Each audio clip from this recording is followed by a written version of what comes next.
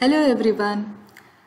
In my previous video about herpes virus infections, I spoke about the pathophysiology and clinical features of herpes infections. So continuing with the same topic, how do we diagnose herpes infection? So diagnosis of herpes infection is mainly based on the clinical features of appearance of prodromal symptoms such as fever, malaise 1 to 2 days prior to the appearance of the vesicles, and the vesicles immediately rupture to form small round discrete ulcers affecting mainly the keratinized mucosa. Other than the clinical features, you can also perform cytology where a fresh vesicle can be opened and a scraping is made from the base of the lesion and is examined on the microscopic slide. This is called as Zank preparation.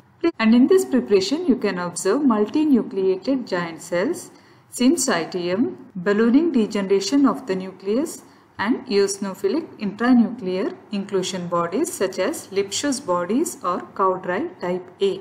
These are nothing but ovoid, amorphous, eosinophilic bodies that exhibit peri-inclusion halo that is caused by the peripheral displacement of the nucleolus and nuclear chromatin. So the intranuclear inclusion bodies you observe in herpes infection is Lipschutz bodies or Cowdry type A. And the nuclei here exhibit typical molding and have a ground glass appearance. Please do not confuse with the ground glass appearance you see in fibrous dysplasia. In fibrous dysplasia, it is a radiographic feature of ground glass appearance, and here in case of herpes, it is the cytological feature you see as ground glass appearance. Herpes virus isolation by cell culture is the gold standard test. It has high sensitivity and specificity. It allows for amplification of the virions, subtyping and testing for sensitivity to antiviral drugs. But it has lots of disadvantages. That is, it needs specialized equipment, it's very expensive, it is dependent on proper transport of the culture, it may take up to several days for the final result, and healing lesions with low viral load will not be positive. And the HSV that reactivates in the saliva or asymptomatic shedding cases will also grow in the culture and may lead to a false positive results. So healing lesions will give a negative result and asymptomatic shedding cases of HSV will give a false positive results. The Leibovitz, Emory and Stewart transport media are used to store and transport the specimen at room temperature. So Leibovitz, Emory and Stewart transport media are used to store and transport the specimen. And real-time PCR has also shown to be highly sensitive and specific. So what are the different conditions which mimic herpes infection? First one is erythema multiforme. Erythema multiforme is also an acute ulcerative disease similar to herpes infection, but the ulcers are larger. They are not preceded by vesicles, whereas herpes ulcers are preceded by vesicles.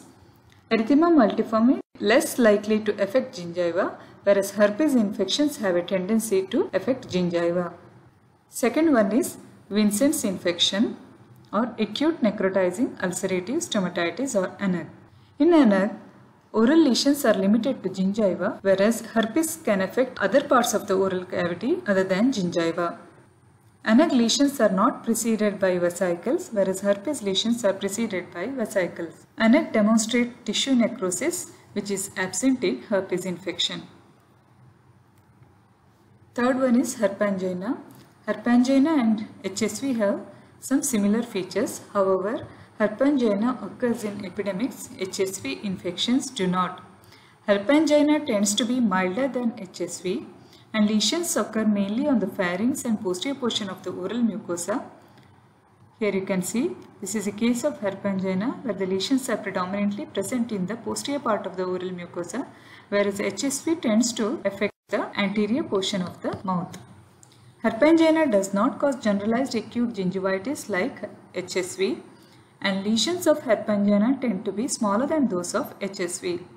A smear taken from the base of a fresh vesicle will not show ballooning degeneration or multinucleated giant cells in herpangina.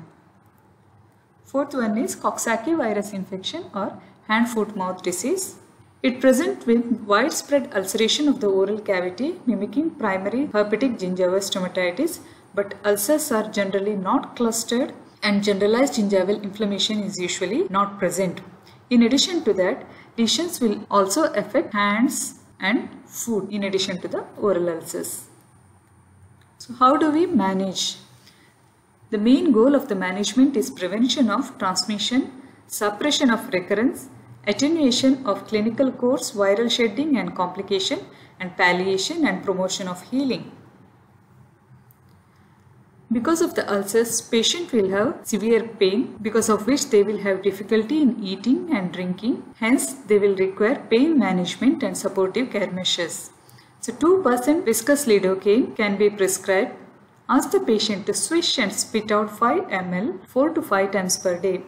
This is a local anesthetic solution. Liquid diphenhydramine can also be prescribed. Ask the patient to swish and spit out 5 ml 4 to 5 times per day. Liquid diphenhydramine is an antihistamine. However, it acts on the intracellular sodium channel blocker and results in local anesthetic properties. Hence, it will help the patient in easy intake of food. If the patient has difficulty in eating and drinking, a topical anesthetic may be administered prior to the meals. Benzidamine solution. It exerts anti-inflammatory and analgesic action by stabilizing the cellular membrane and inhibits the prostaglandin synthesis. And diclonine hydrochloride 0.1% can also be prescribed. Another combination of drug is magic mouth rinse. It consists of viscous lidocaine 5 ml to be mixed with diphenhydramine hydrochloride 5 mg per ml with equal amount of milk of magnesia, all three in a ratio of 1:1:1. Ask the patient to prepare this solution and swish and spit out prior to the intake of food.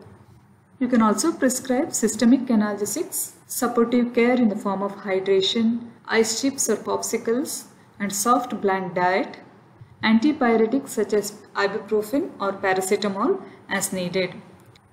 Should avoid giving aspirin products in case of herpes infections, as use of aspirin products in children who have a viral illness, especially varicella infection, influenza or Coxsackie virus infection, has been associated with Reye syndrome, a potentially fatal condition characterized by fatty degeneration of the liver and encephalopathy.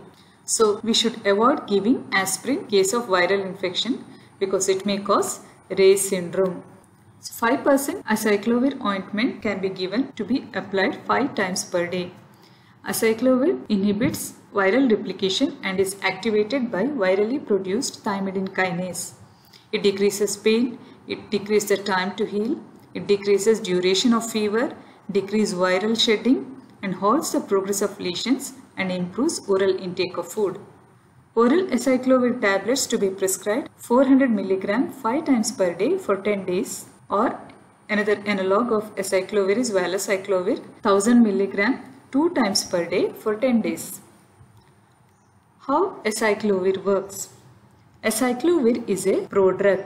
It is converted to active form acyclovir triphosphate by viral thymidine kinase. So acyclovir has no action on other cells. It gets activated only by HSV thymidine kinase. So once it is activated to triphosphate form, it competitively inhibits viral DNA polymerase, incorporates into the viral DNA and inhibits viral DNA synthesis. So active form of acyclovir competitively inhibits viral DNA polymerase and gets incorporated into the viral DNA and thus inhibits viral DNA synthesis. Another important points to remember, and please do not forget that antibiotics are of no help in the treatment of herpes infection. Antibiotics mainly act against bacteria. Since this is a viral infection, antibiotics are of no help in the treatment of herpes infection. Also, use of corticosteroids is contraindicated. In order to fight against viral infection, immunity has a major role. Corticosteroids tend to suppress the immunity. Hence, they should not be prescribed in case of viral infections. However, there are some exceptions. About this, I will be mentioning in my next lectures. With this, we come to the end of primary herpes simplex infection. Thank you.